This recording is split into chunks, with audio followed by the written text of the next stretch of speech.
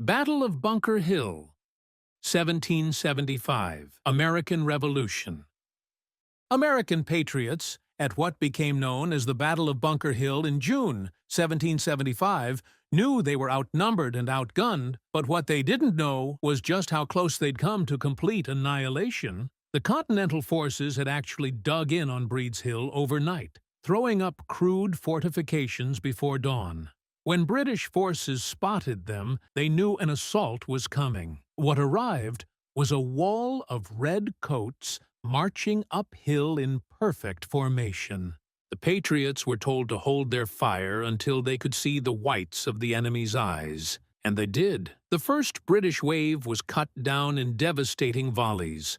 The second wave fell the same way. But then the ammunition ran out. Patriot soldiers were reduced throwing rocks, swinging muskets like clubs, and fighting hand to hand. There was no retreat order at first, just chaos as British bayonets closed in. Many Patriots were killed in the retreat. Others were wounded and left behind, later bayoneted where they lay. Of the roughly 1,500 Americans who fought that day, around 115 were killed, over 300 wounded, and 30 captured. The British technically won, but at such a cost that one officer remarked it was a victory they couldn't afford many more of. For the Patriots who survived, it was a brutal lesson. This wasn't going to be a quick fight. It was going to be long, bloody, and desperate. Battle of Camden, 1780, American Revolution. For American patriots marching toward Camden, South Carolina, in August 1780, hope was fading fast. The Southern campaign had been a disaster. Cities had fallen. Morale was low. But General Horatio Gates, the hero of Saratoga, was now in command, and some believed he could turn things around. What they got instead was one of the worst defeats in American military history. The Patriot Army was exhausted, undernourished, and filled with untested militia. On the night before battle, many soldiers were sick from eating half-cooked rations. When dawn came and they saw British regulars advancing in tight formation with bayonets fixed, panic set in almost immediately. The militia broke and ran. Within minutes, the entire left flank collapsed. What followed was a slaughter. British cavalry pursued the fleeing Americans for miles, cutting them down in the fields and forests. Patriot soldiers threw down their weapons and begged for mercy. Some got it, many didn't. General Gates himself fled the battlefield and didn't stop riding for nearly 200 miles. Of the roughly 4,000 Americans engaged, around 2,000 were killed, wounded, or captured. It was humiliating, demoralizing, and it nearly ended the Southern campaign entirely. Battle of Waxhaws, 1780, American Revolution.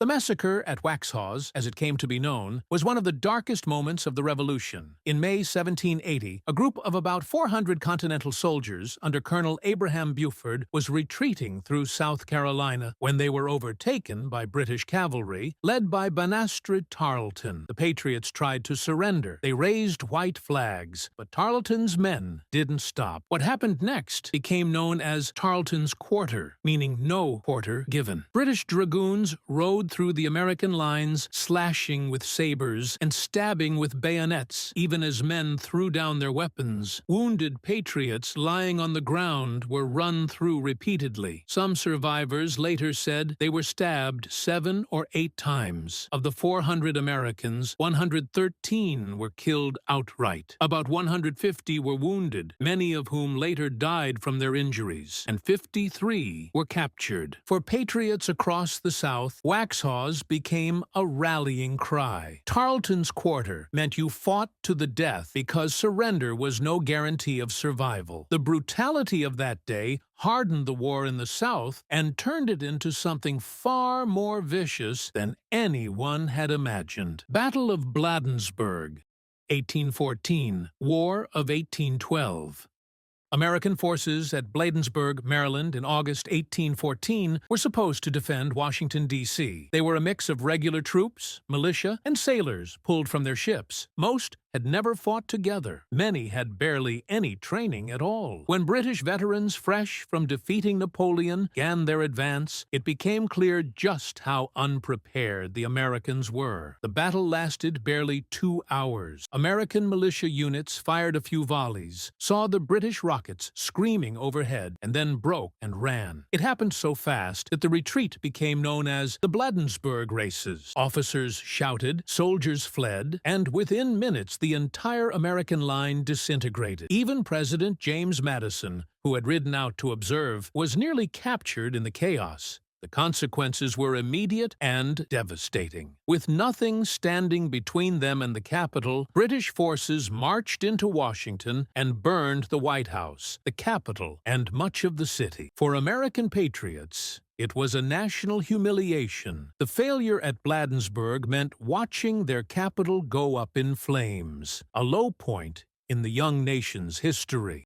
Battle of Fredericksburg, 1862, American Civil War. Union soldiers at Fredericksburg in December 1862 were ordered to do the impossible: cross open ground, charge uphill, storm a stone wall defended by entrenched Confederate troops. They knew it was suicide. They did it anyway because they were patriots, and those were their orders. Wave after wave of Union troops advanced across the frozen fields toward Marye's Heights. Confederate riflemen, stacked 4 deep behind the stone wall, fired continuously. There was no cover, no shelter, just open ground and men falling by the hundreds. Some units lost half their strength before reaching halfway. Those who got close enough were met with point-blank volleys that shredded entire ranks. The assaults continued for hours. Officers kept sending men forward, even as the bodies piled up. By nightfall, over 12,000 Union soldiers were casualties. Many lay wounded in the freezing cold all night, crying out for help that couldn't reach them. Some froze to death where they fell. For the survivors, Fredericksburg was a nightmare of bad leadership and wasted courage. They had done their duty as patriots, but it felt like they'd been sent to die for nothing. Battle of Cold Harbor,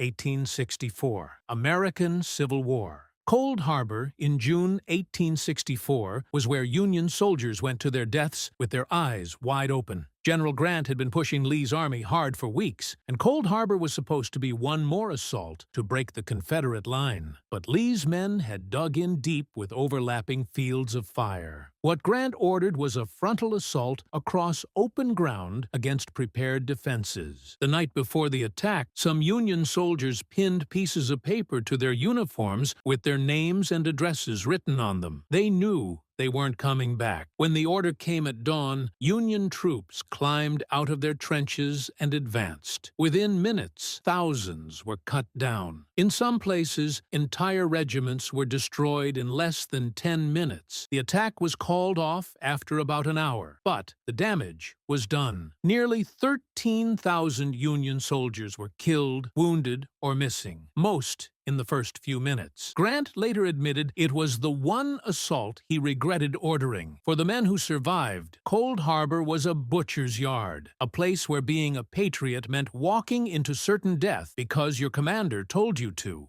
Battle of Little Big Horn, 1876, Indian Wars. The men of the 7th Cavalry who rode with Custer into the valley of the Little Big Horn River in June 1876 thought they were on a routine campaign. Custer had assured them they'd scatter the Lakota and Cheyenne warriors quickly. What they found instead was the largest gathering of Native American fighters in history. Somewhere between 1,500 and 2,000 warriors ready to defend their families. Custer divided his forces, a fatal mistake. His immediate command of about 210 men found themselves surrounded on a hillside, with no reinforcements coming. The fighting was desperate and close. Warriors on horseback circled the position, while others crept through the grass, picking off soldiers one by one. As ammunition ran low and men fell, the circle grew smaller. Within an hour, it was over. Every man in Custer's immediate command was killed. Their bodies were found days later, stripped and mutilated, according to the customs of war on the plains. For American soldiers, Little Bighorn was a shock. These weren't supposed to be the odds. These weren't supposed to be the stakes. Being a patriot on that hillside meant facing overwhelming numbers with no way out and no hope of survival. Kasserine Pass,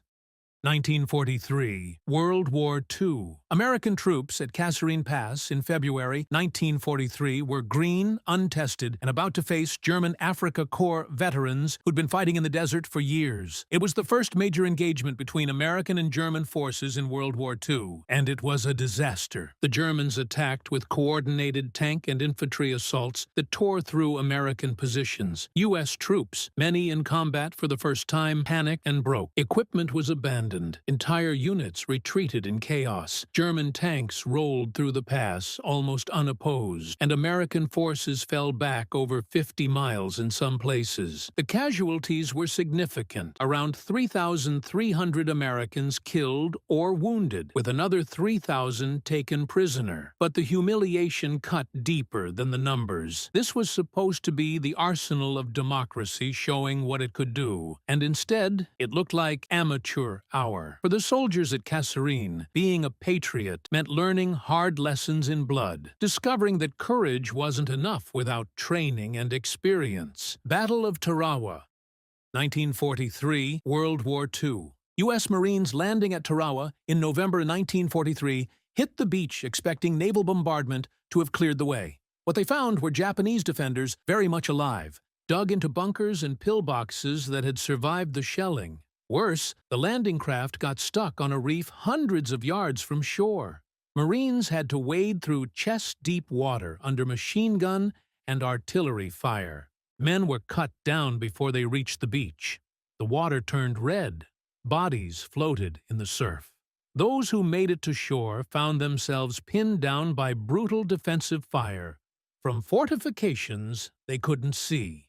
Every inch forward came at terrible cost. The island was less than 2 miles long, but it took 3 days of savage fighting to secure it. Over 1,000 Marines were killed, and 2,000 more were wounded on an island most Americans had never heard of. The photos that came back shocked the nation. For the Marines at Tarawa, being a patriot meant stepping off a landing craft into hell and pushing forward even as friends died all around them. It was the first taste of what island hopping in the Pacific would really mean.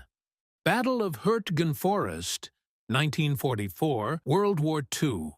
The Hurtgen Forest, in the fall and winter of 1944, was where American soldiers went to disappear. Dense trees, steep ravines, mud, cold, and an enemy that knew every inch of ground. The U.S. Army fought there for 3 months trying to push through to the Rhine, and it became one of the longest and bloodiest battles on the Western Front.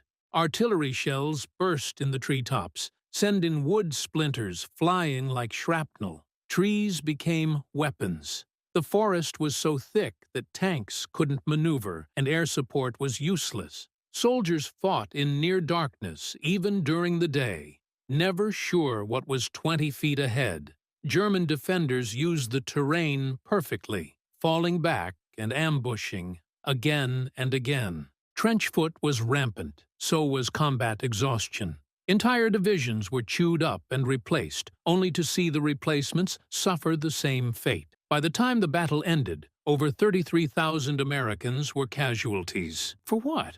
A few miles of forest that could have been bypassed. Being a patriot in the Hurtgen meant enduring a special kind of hell, where the forest itself seemed to be fighting you. Thank you for watching and making it to the end of the video. It's so hard to imagine the situations these patriots faced in these terrible battles. Which do you think was the most brutal? And of course, there are other brutal American battles that didn't make the list. Which do you think we should have mentioned? I'd love to hear your take. Please leave a comment down below. And if you liked the video or learned something, please give us a like. It really helps the channel. And subscribe for more videos like this in the future. Thanks again. See you next time.